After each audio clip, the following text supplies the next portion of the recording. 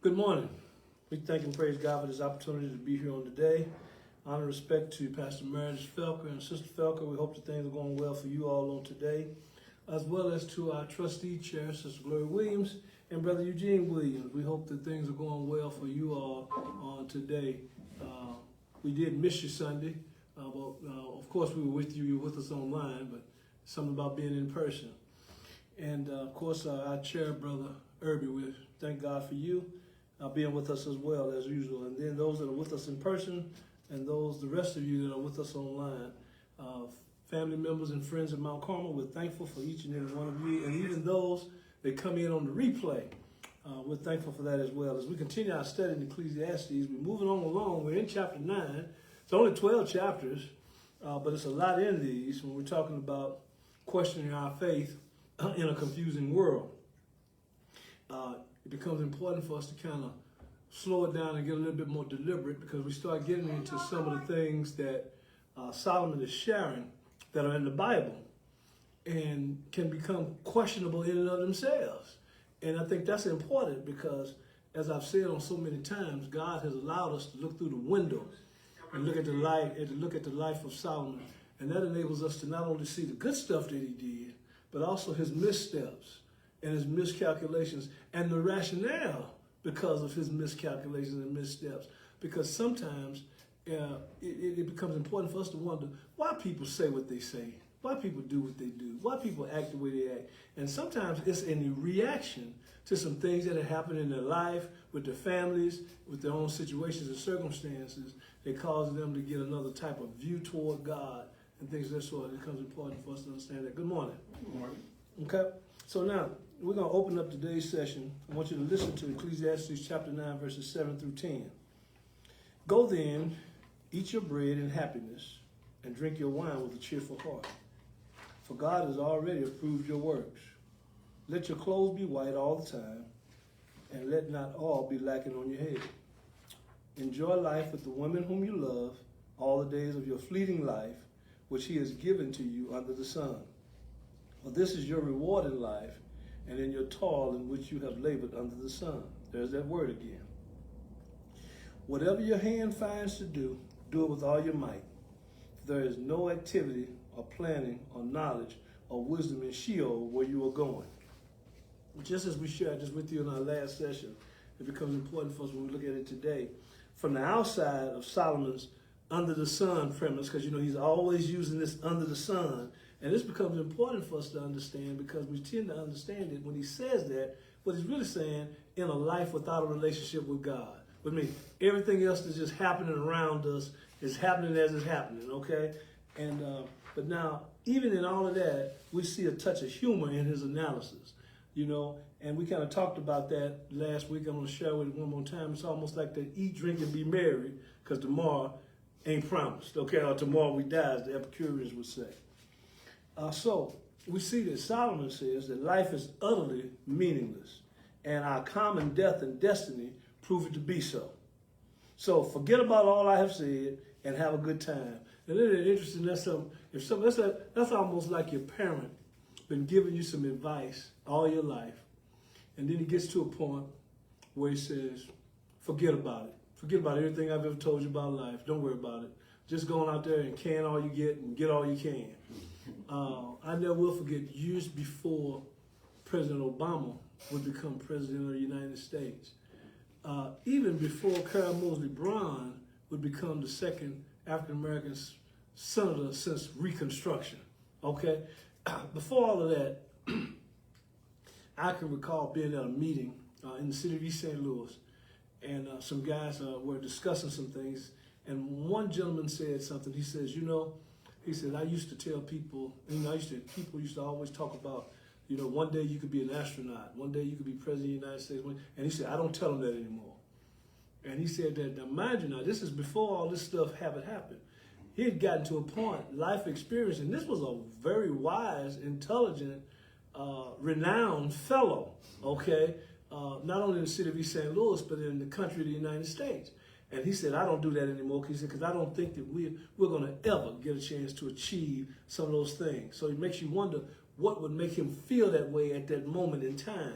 what experiences and what circumstances would cause him to say, "Ain't no way," okay? Because I was one of those who wanted to be an astronaut and wanted to do this, wanted to do that, did not know the height requirements and all that kind of stuff.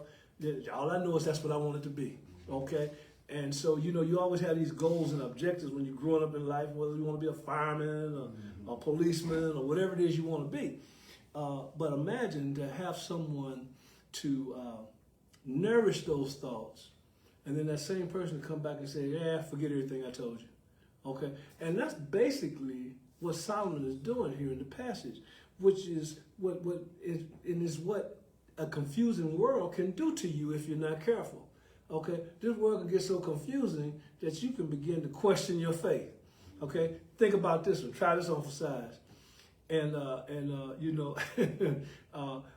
all due respect to the evangelicals that are probably not going to like what I'm getting ready to say. Okay? But just about how many people question their faith when Trump won as president the first time? Okay? Just think about that. How many people said, "How did that happen? How did God let that happen?" Okay? Because that's usually what we say, right? Okay? When we don't do it, we put it on him, okay? We say he should have stepped in front of us and he should have done something. We don't say we should have got more folk out voting, though. The whole nother story as it relates to Hillary Clinton and stuff like that. That's a whole nother conversation. But those are kind of things that can happen, that can get confusing in our world. Or you think about those men that died on that bridge in Baltimore. Got up and went to work that morning and working to repair the bridge, to surface the bridge, not thinking it was going to be their last time on the planet. Okay? And then think about it. They talk about, they say, "Oh, thank goodness it wasn't in a certain time of day." But hey, one person is one too many. Okay? If one person died on that bridge, that was one too many. And there was some automobiles that were on there. You think about you traveling at night, no traffic. You think you got things into your advantage. And then that happens, and then you're gone, And so, and it makes people say, question their faith. Those are things that can make folk question their faith, okay? On the lighter side of questioning your faith, people don't realize that even in athletics, there's people on both sides praying for a victory, okay? But yet it's still only one side wins. Okay, so now what is that saying? If we're looking at it like that, does that say God is on this side, or that he's on that side, or that he's not on my side, and things of this sort? When the real challenge would be, am I on his side? It's not whether or not God is on our side. It's whether or not we're on his side.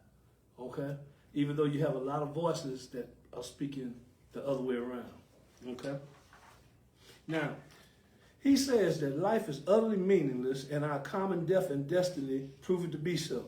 And if you remember from what our discussions on that, what he's really saying is that, good people die, bad people die, okay? Good people have good things, bad people have good things, okay?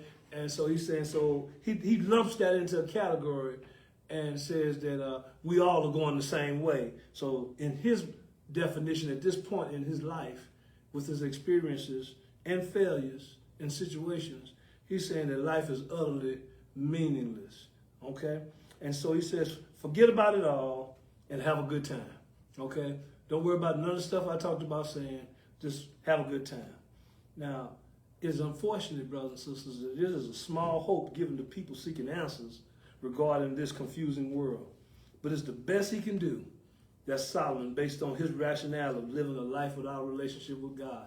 And a person that don't have a relationship with God, if there's no supreme being, there's no one to look forward to, whatever term we tend to use, then all you have is what's in front of you, okay? And you have those friends. Well, when you're dead, you're done, okay? And so it seems to be like life is somewhat aimless and pointless, but we come to know better than that. But it's important for us to understand that there are people out there and there are thought processes out there in the world that are that way. And some of those thought processes are in people that we know. And sometimes if we're transparent, some of those thought processes may have been with us at one time in our lives. Okay? Now, clearly Solomon knew about enjoying the good things at hand in this life. And we know that because we read all about all the wives, all the concubines, all the riches, all the stuff that he enjoyed. Okay? And so he talks about bread, wine, garments, comforts, a wife whom you love. Solomon says that none of these took away the meaninglessness of life. But he said, enjoy them anyway, okay?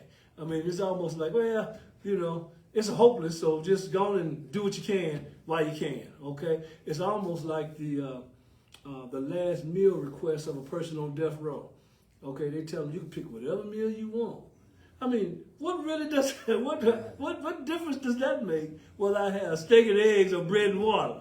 Okay, well, I'd like to have a steak, medium, with baked potato with sour cream. So get ready to die. Okay, it's probably about an hour after you finish that meal if the judge, if the governor doesn't come in and stop it, But nevertheless, that's the warped sense of how we mix justice and mercy together. We'll sit in the courtroom and we'll applaud a murderer and give that person the death penalty, and then we'll give them 25 years to appeal it. And so, so we kind of mixing the two together, and it makes it confusing. Okay? I touched on this last week, and I'm touching on it again right now. In the 1960s, there was a beer commercial where the announcer said something like, you only go around once in life, so you got to grab all the gusto that you can. And, it was a Schlitz beer commercial. They had people on boats pulling up sails and rowing, and everything looked good. It was like, and, I can imagine at that point, Solomon looked at that and said, well, yeah, they should enjoy themselves because they ain't going nowhere anyway. Okay, they'll be dead before you know it. And that makes life pointless, okay? To the point where you almost say, well, why achieve if my achievement is not taking me anywhere? Okay, so it becomes important for us to understand that, and that's how confusing this world can make us as it relates to our faith, okay? And these words, these ideas are causing us to listen to a man whose faith is confused and his faith is questionable. However, he does sound familiar because there are a lot of folk that feel the way he does. Solomon tells us, enjoy your food, enjoy your drink, enjoy your family, enjoy your friends, enjoy your marriages, and enjoy your work. Because once you're dead, all of this will be no more. Okay? This is what the man who we call or refer to as the wisest man on the planet. Okay? And so listen, if the wisest man on the planet can have these kind of questionable thoughts of his faith, what can happen to you and me? Okay? Especially when we're dealing with the confusing world in which we're engaging with. Okay? It becomes important for us to understand that regardless of how Solomon feels at this point, however, God does have a way in which we should approach life in this confusing world without questioning our faith. And I think that's important. And God doesn't want us to live a boring life. I mean, I'm with Solomon when he talks about enjoying life and all the good things in life, because we have God's approval to do that. Okay? Have fun in your life, because sometimes Christians can be boring. Okay? You don't do nothing. And that's why some people don't want to go to church and don't want to accept Christ. They say, well, when I was coming up, they used to say, well, let me get this street out of me. Okay? And then I come to church, which implies that when I come to church, I'm just bringing the last of my wrung out life, and I'm just going, and it gives you the impression that that's the way it is. But it's not, okay? No matter where you are, whether you're on the mission field or whether you're inside your own home, we should live our lives enthusiastically, and we should live them to the fullest. Because it is true. It is true. We never know what tomorrow brings. Our lives could be cut short. But with the help of the Holy Spirit, we may embrace life and serve God with every breath that we have in our lungs and give it all we got. God wants the best of you. He doesn't want the leftover of you. Okay? He don't want you to just come to God after you've done all you know how to do and say, okay, here I am, take me. I've done all this. But now, it's important for us to understand that there are some people who have done that. And God still takes them just as they are. Okay? Some people do come in crawling. Okay? But God takes them too. Okay? But God, there's a thing that I share a lot, and we used to bounce this around in the sterile confines of the classroom, theologically speaking, and not nothing that we would really have in an open discussion.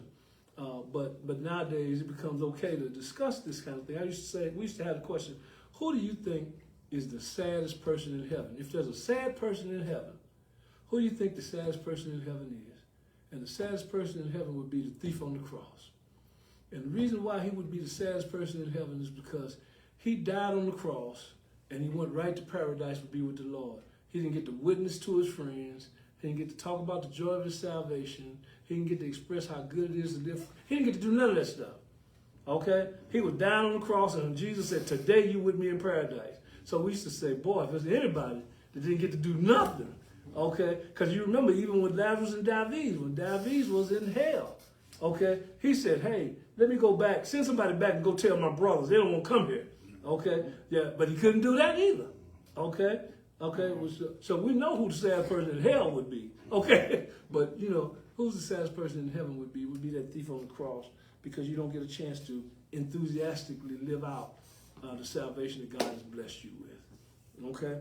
And it becomes important for us to understand that whatever work God gives you to do, we ought to strive for excellence and do it with all our strength. Do all you can. I'll never forget, Reverend Dr. Martin Luther King used to say, if you are a street sweeper, he says, sweep streets the way Michelangelo painted paintings.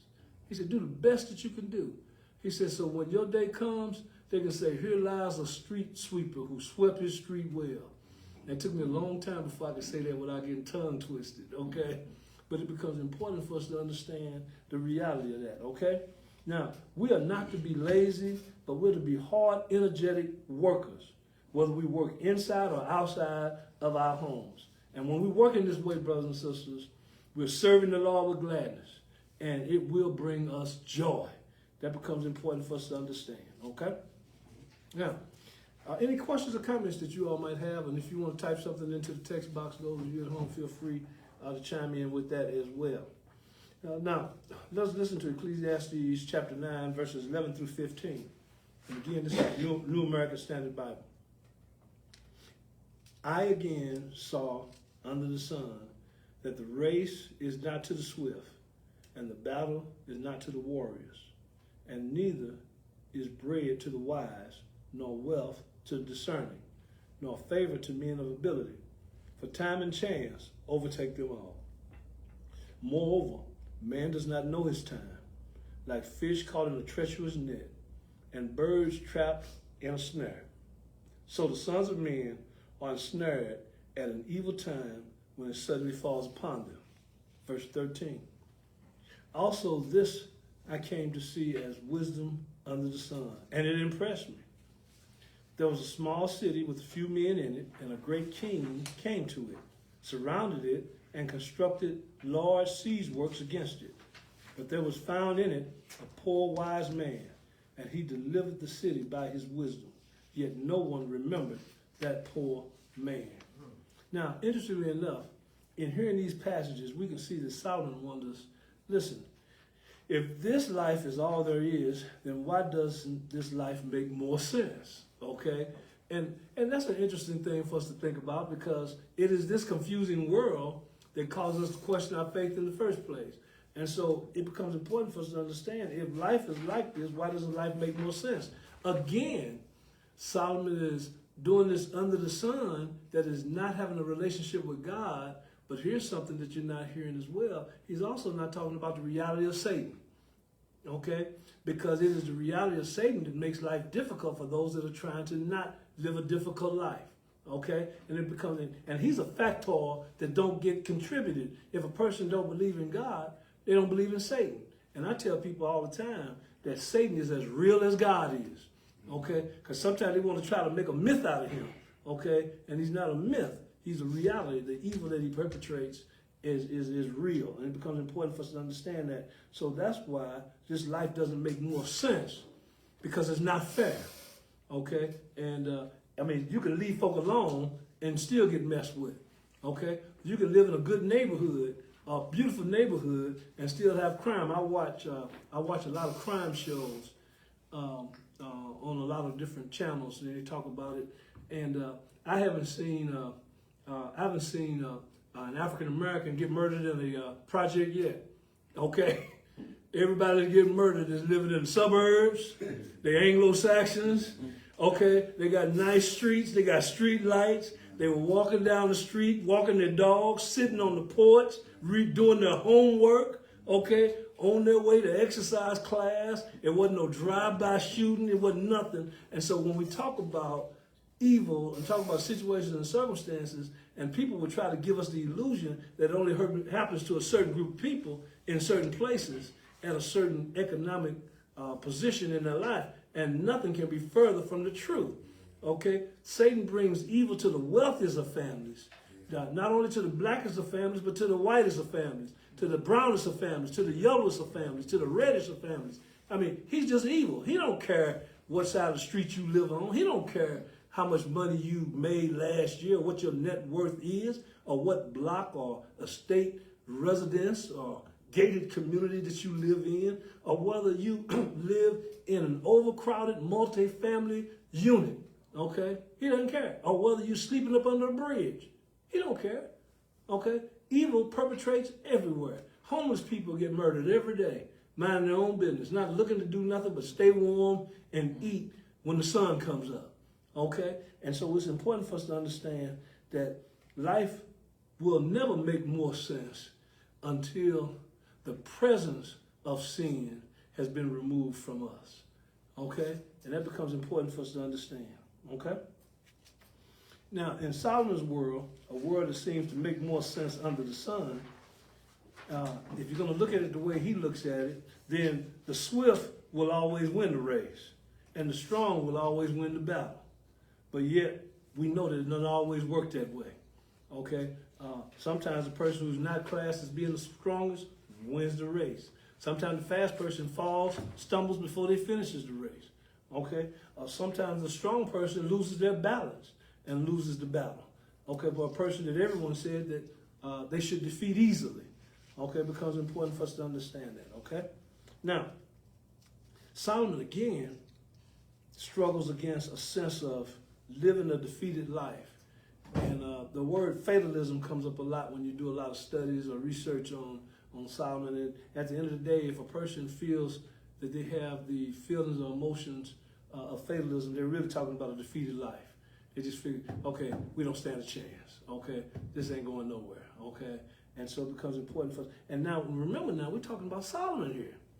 Okay, but thanks be to God, we got a chance to look at him and look at the ebbs and flows, because sometimes, and let's just stop here for just a second, sometimes we, in our false sense of Christian maturity, give people the impression that we've always been this way. Okay, we've always prayed 3 times a day. Okay, we've always read our scripture when we got up in the morning before we went to bed. Okay, and that has not been the case. Okay, and it's important for us to understand that. And so Solomon gives us a view of people who claim to have it all, but don't have God. Okay, and what can happen to those people, and how the people that have it all tend to try to make the rules their way because they think they can.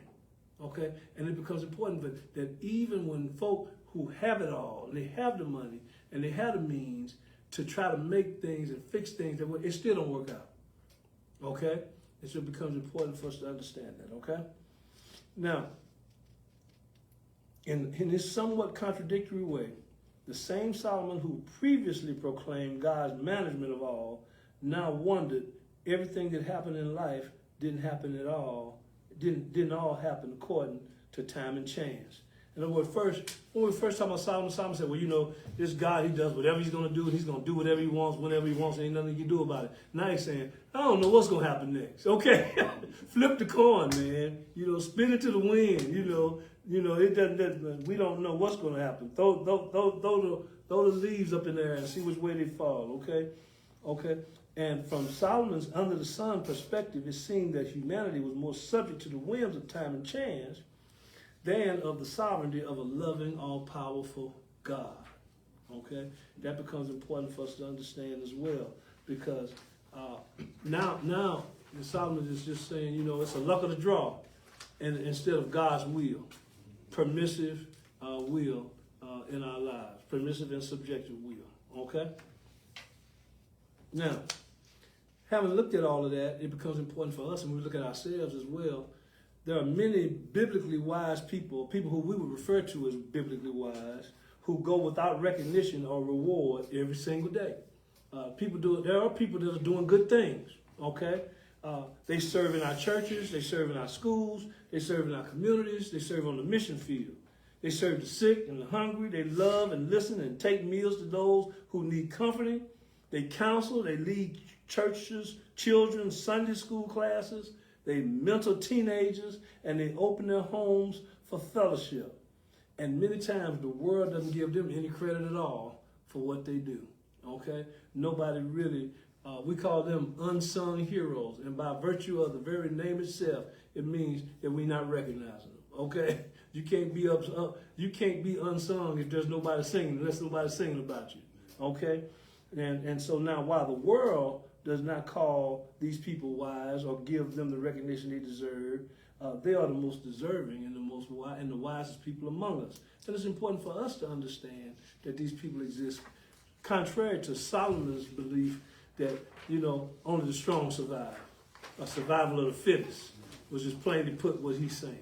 Okay, after he had said, first, it don't matter whether you're strong or fit. Okay, and so it becomes important for us to see that while we shall continue looking at the transitions of Solomon's life, his opinions and his faith, while looking at our own and others that we know and those that we don't know, and as we explore the reasons, the results, and the challenges that cause us to question our faith in this confusing world, it becomes important for us to understand that as we go through this together. So that's it. That's all for today. Hope we've been helpful and a blessing to you to share with us. And we want to remember those who are sick and shut in and needing of our prayers. And we want to continue to pray for them and pray for those families that have been in bereavement, as well as those families that are experiencing sickness and illness.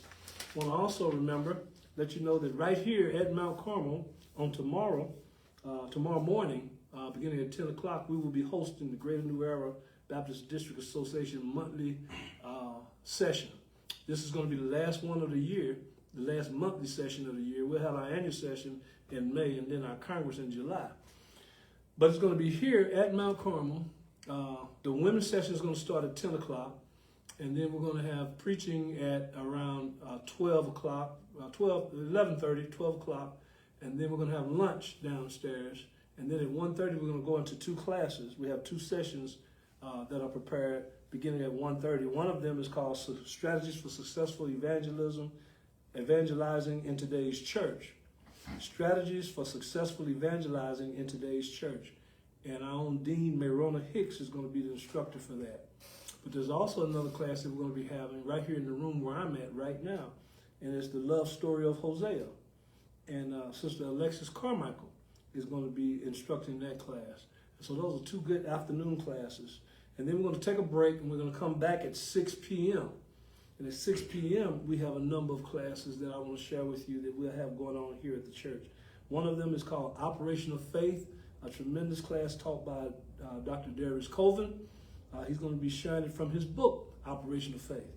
And then there's a class on social justice that we're going to have. It's taught by Dr. Thomas Savage Jr., a young man that I have the utmost respect for, especially to teach the topic that he's teaching, because this is one of my topics that I'm fond of as well. He does a tremendous job with it. We have two Baptist Youth Fellowship classes for young people. One of those classes is what the Bible teaches about baptism, and that's going to be taught by our own Dr. Brandon Ferguson is teaching that class. And then our other BYF class is going to be Baptist Doctrine for children. And that's Sister Camille McKee, one of our own here at the church, and she's going to be teaching that. And then we're going to have evangelism taught by the evening class on evangelism taught by Dr. Tyron Smith.